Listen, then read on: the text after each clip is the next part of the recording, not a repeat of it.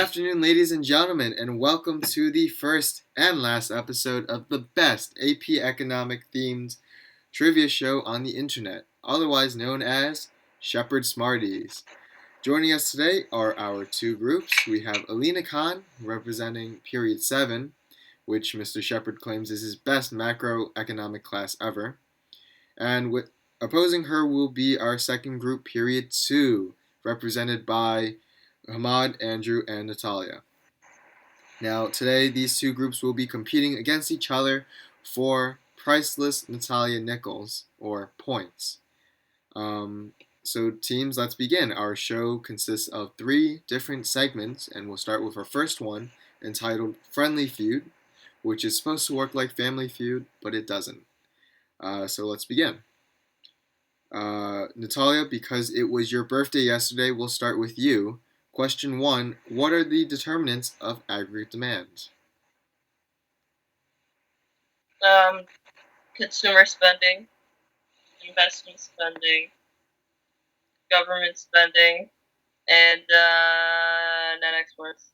That is correct. So you are right. The acronym SIGNIX will basically wrap up all your aggregate demand determinant needs. That's right. So now we're going to alternate between the two teams. So Lena, question 2 goes to you. What are the determinants of aggregate supply? Input prices, wages, and technology. And technology, that is correct. So now, Hamad, will go to you.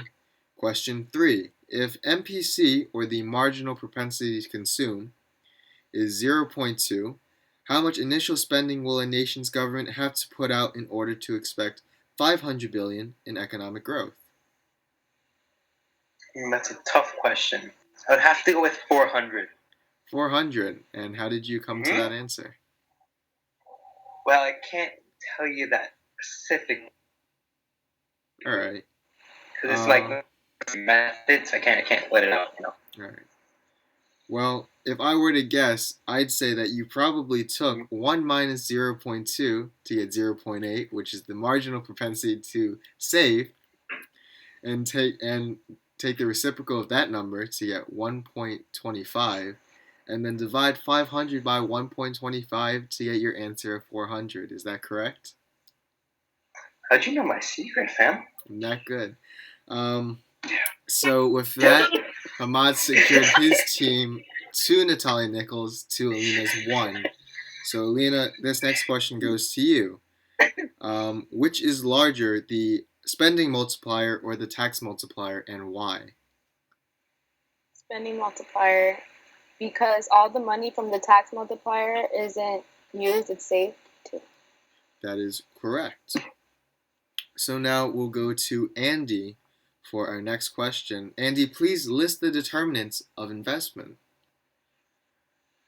The determinants of investment spending are expected return on investment, business confidence, changes in national income, interest rates, general expectations, corporate tax, and level of savings. Boy, oh boy, that was a mouthful, but by some pure act of God, you seem to have gotten them all correct. So with that, Andy's now put his team at 3 Natalia Nichols to Alina's 2. So now as we approach question number 6, Alina has the opportunity to tie. So Alina, please define the crowding out effect. And is it good or bad? It's when increase in government borrowing leads to a decrease in private investment, and it's bad because it causes interest rates to increase. That is correct. So now Alina as period 2 and period 7 have now become tied, we now need a tie-breaking question.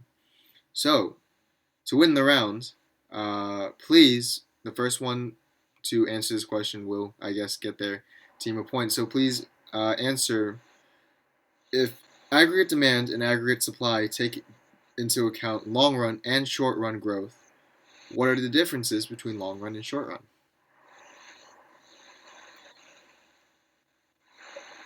Alina.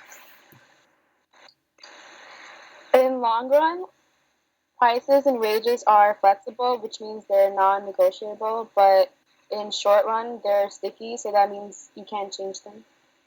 That is correct. And with that, Alina has now put her team, period 7, in the lead with 4 Natalia Nichols to 3. And with that, we will take a quick break and be right back with part 2. And welcome back to our second portion of our game show, Shepherd Smarties, where we last left off our contestants. We had Alina Khan, still representing period 7, in the lead with 4 Natalia Nichols, 2 period 2s, 3 Natalia Nichols. Now, as we move towards our second portion of our show, titled Draw Me a Graph, not a funny title, I apologize. We're going to see if period 2 can use this opportunity to catch up in terms of points. Now, in this segment, contestants will be asked to be the first one to draw me a graph that I please, and the first contestant to draw that graph will win their team a Natalia Nickel. So let's begin. Now, can somebody please draw me a loanable funds graph? And go. Go, draw me a graph. Loanable funds.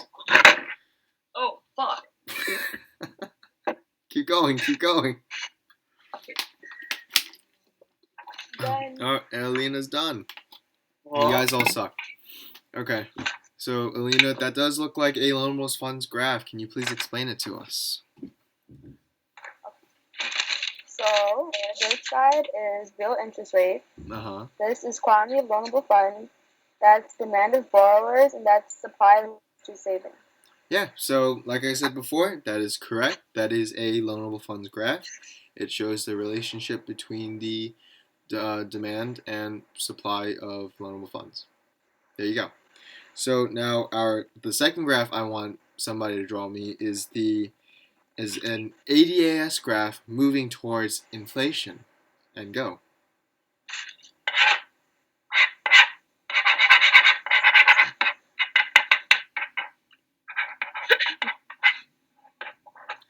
Come on, Alina. Oh, Andy beat you to this one, Alina. Alright, so let's see what you got there, Andy. Alright, so Andrew, that does look like a ADS graph moving towards inflation. Can you please explain it to us? well, Matthew, Oh, you dropped it. Oh. there's not a lot to explain. Right here is GDP. This is price level. Right here is our long-run aggregate supply. Here's our aggregate demand. Here's our aggregate demand 1. And here's our aggregate supply. Okay. And if Andy, you could hold that up to your camera once again. Yeah, Andrew, you are right. That is moving towards inflation. So as you can see, when you are moving towards inflation, you're at just hold it regularly. Come on, Andrew, you can do it. All right.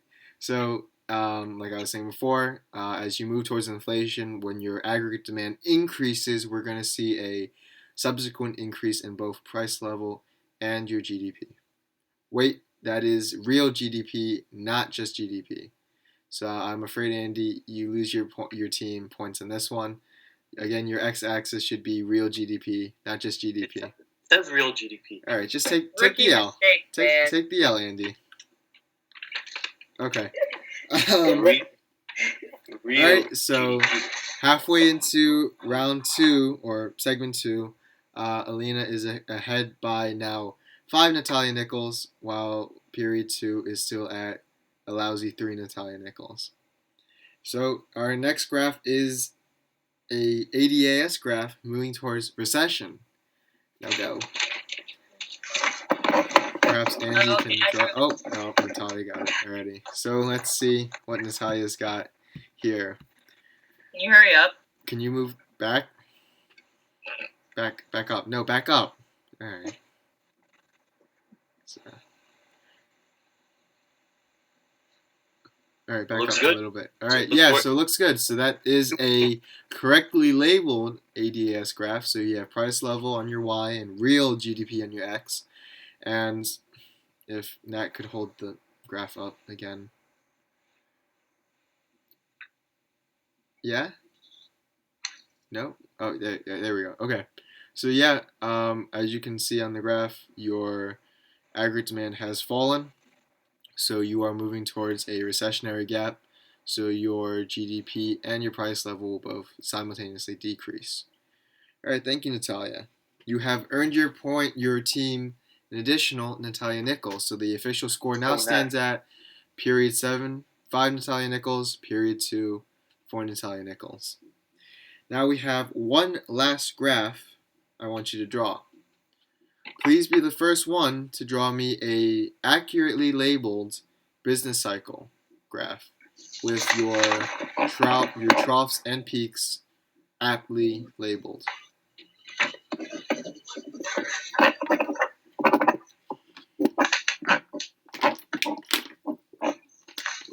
Oh, and Alina's got you all beat. Here we go. Let's see what you got. All right, Alina, that is a business cycle. Can you please explain to us the components of it?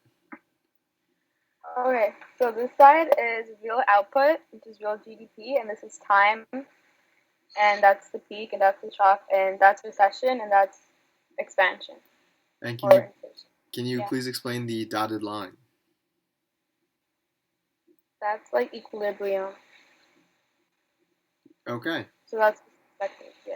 That sounds legitimate, I guess. Okay, so there you have it. That brings us to a close on our segment 2 of our game show. So Alina just earned her team, an additional Natalia Nickel. So the official score now stands at 6-4. I think that's right. Is that right? Yeah, I'm sure it's right. Okay, so now when we get back to our contestants, we will now be in segment 3. Right after this commercial break. You guys gonna do the thing where you swerve out of the way for no reason?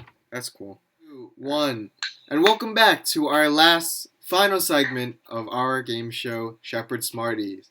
Now, when we last left our contestants, Alina Khan was once again in the lead, this time with 6 Natalia Nichols to period 2's 4 Natalia Nichols. Now, our last segment works kind of like a lightning round, where members will raise their hands to, I guess, buzz in their answer first, and if they get it wrong, period 2's team members can opt to pick up the question. Alina doesn't have that option because she doesn't have a teammate, and also she probably won't get anything wrong. So with that, let's get started. Question 1. The ADAS graph depicts a relationship between blank and blank. Please fill in the blanks.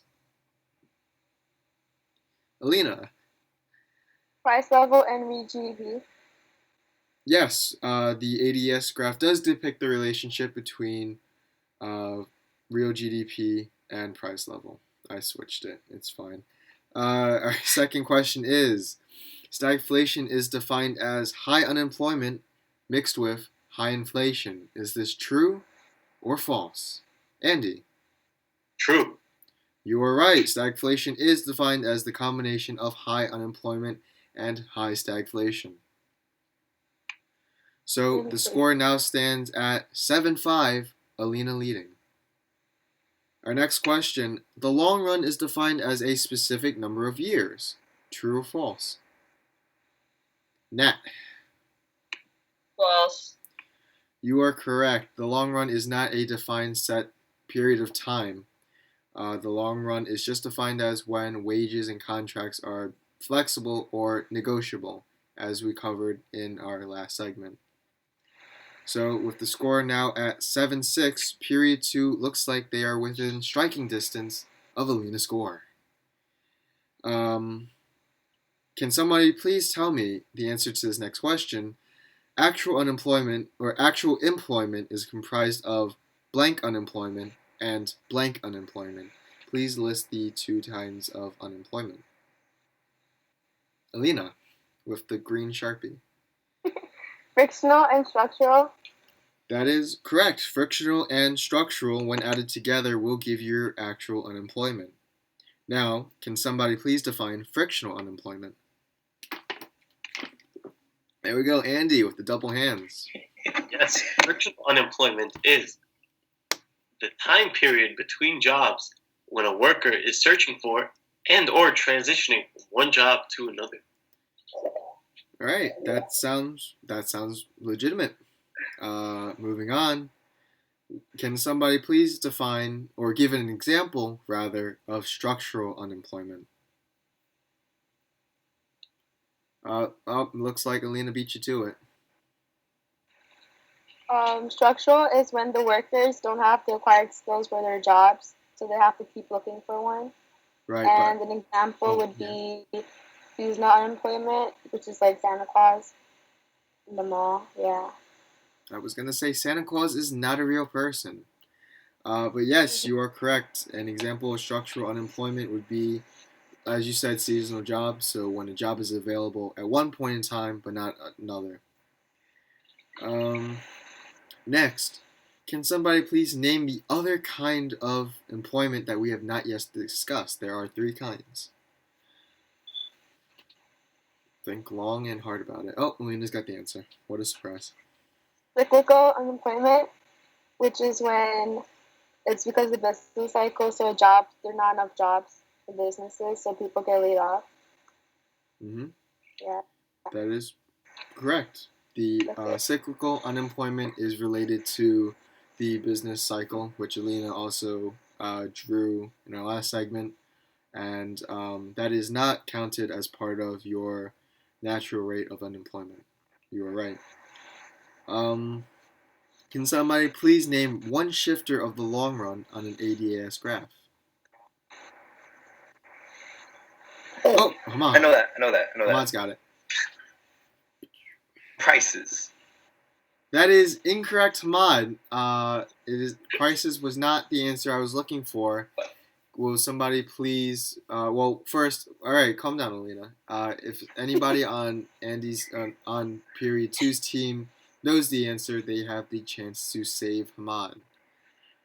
So, does anybody from period 2 know the answer?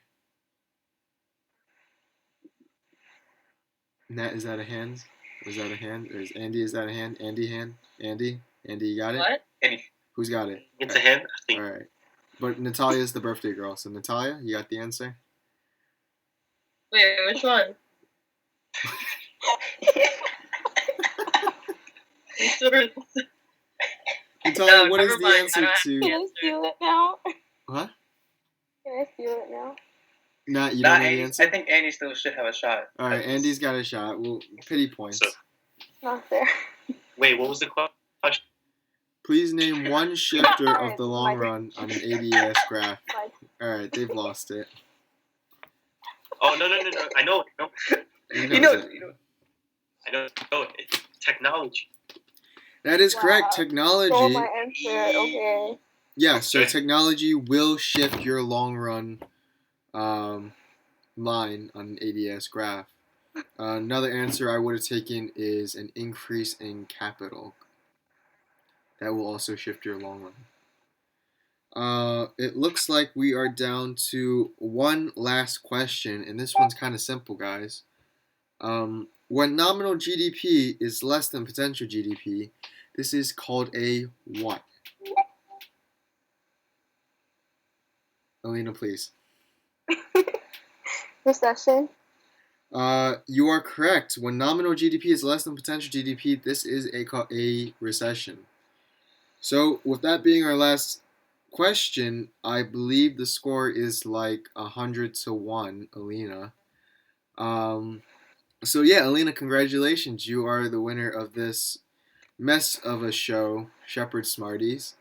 Congratulations. You won all the Natalia nickels. You know, just ask Natalia what you can redeem with those nickels later on. So yeah, thank you everyone for joining us today on this miserable piece of garbage. We hope you enjoyed our review of our topic of Unit 4 topics, so supply and demand, the business cycle, stuff like that. As you can clearly see, we're all now experts of macroeconomics, and we're all going to get 5s on the AP exam. So yeah, thank you for joining us, and be sure to stay tuned for our next Never episode. All right, bye guys. Everyone say bye. Can we exit again? Yeah, you guys want to? So stupid. So stupid. It's fine.